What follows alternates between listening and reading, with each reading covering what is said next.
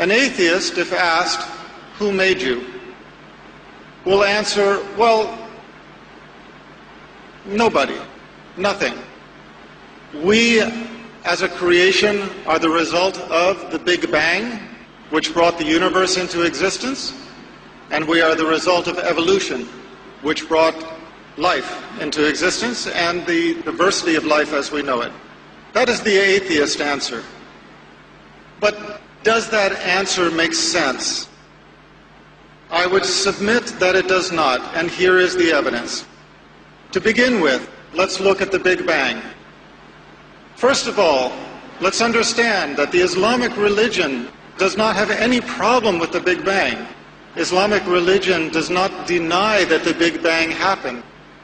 The Islamic religion, however, teaches that the Big Bang was under the control of the Creator. Now, which makes more sense? For us to believe that it was a random event, or that it was under the control of the Creator?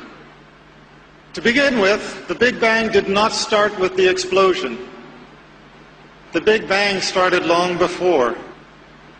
Before the explosion, there was a primordial dust cloud, a dust cloud in the nothingness of space, which drew together as a massive hyperdense core of mass and energy, and it was that exploded.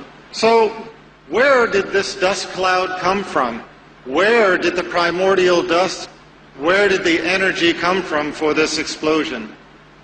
If there is one thing we know from science, it is that we do not get something from nothing.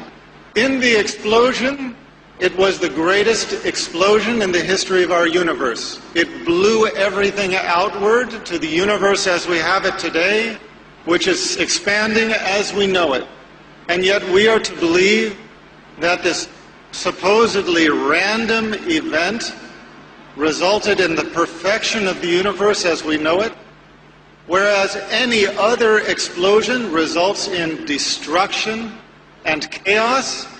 We are to believe that the Big Bang resulted in the perfection of the universe as we know it. This is an example where science contradicts science. What do I mean by that?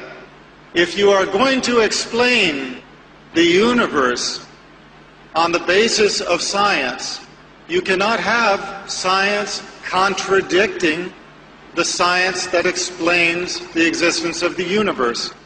In science, there is a general principle called entropy. Entropy is the principle that unless there is a greater control over a process, the process tends to chaos. Now let's put it into real-world terms.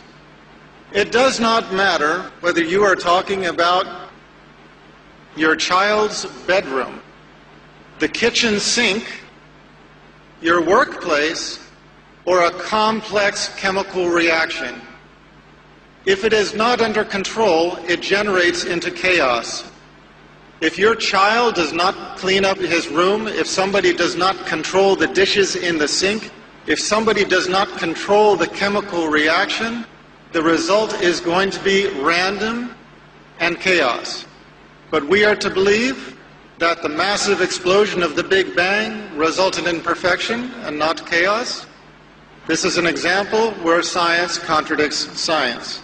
In the same way, when the atheists explain our existence as living beings, they use the example of evolution, natural selection. First, there was a single-cell organism. From the single-cell organism evolved all of life as we know it.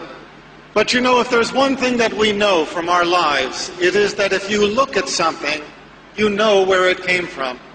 If you look at a painting, you know that there was a painter. If you look at a sculpture, you know that there was a sculptor.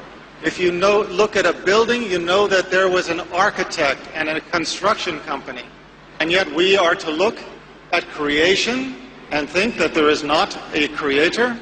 This is the proposal.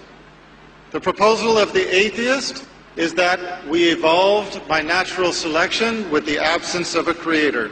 But I have a question for those who put forward this theory. Natural selection can explain a lot of things. It can explain the diversity of species. It can explain the fossil record. It can explain where the dinosaurs came from and where they went to. But how can you explain where the soul came from? If you believe in the existence of a human soul, how can you explain this as having evolved? For that matter, how can you explain life as having evolved? And what do I mean by life? I mean the power that gives a body, once assembled, to live. We have reached a point in science where we can transplant virtually every organ of the body. We can make a Frankenstein if we so desire.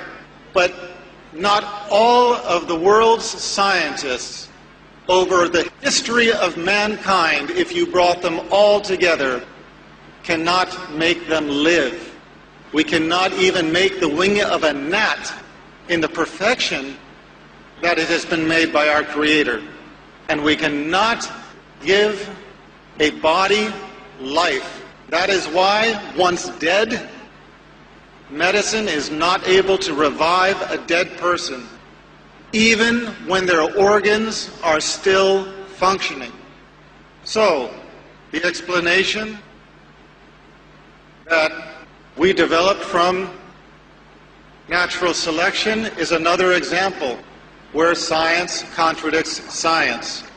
We have the example of millions of years of evolution or natural selection, and the proposal is that everything in our existence, if we don't have some control over it to keep it in order, everything degenerates into chaos. Except for the Big Bang and except for evolution. Those two things, just by themselves, they tended toward perfection. Well, there are some people who accept that explanation, but I submit to you that it is not of those who are enlightened, it is not of those who have open minds or open hearts who accept that explanation. The Arabs have a story that they like to tell. A Bedouin is traveling in the desert. He comes upon an oasis, and in the oasis there is a perfect palace.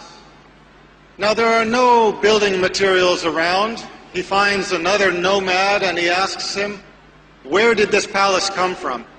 And the nomad said, "Oh, subhanallah, glory to be our Creator, you would not believe where it came from. First, the wind blew so hard that it shaped the rocks into perfect cubes with square edges. And it tumbled the rocks over the desert until they all fell together in the shape of this palace, in perfect assortment. And then the wind blew the dust with some, hairs and fibers from the trees into the cracks and brought the rain, and that made the cement that cemented it all together. And then lightning strikes blasted the sand into sheets of glass and blew the sheets of glass into the windows. And then the elements took wood from the far corners of the earth and shaped it with the wind and the different force of the elements into furniture and into window trim and doors. And tornadoes and hurricanes carry it here and drop the doors into the door places, drop the windows and made the window frames, tumbled the furniture into the rooms. These strong winds took the fibers out of the backs of our sheep, wove them together into tapestries and carpets, and coated the floors with it. And all of this happened just in this one place on earth to make this perfect palace. When we begin thinking about it, we cannot help but roll our eyes and realize, come on, this guy is crazy. This is impossible. And yet what we are told to believe is that the Big Bang and natural selection, through the two most climactic events in the history of creation, accomplished something even greater than this.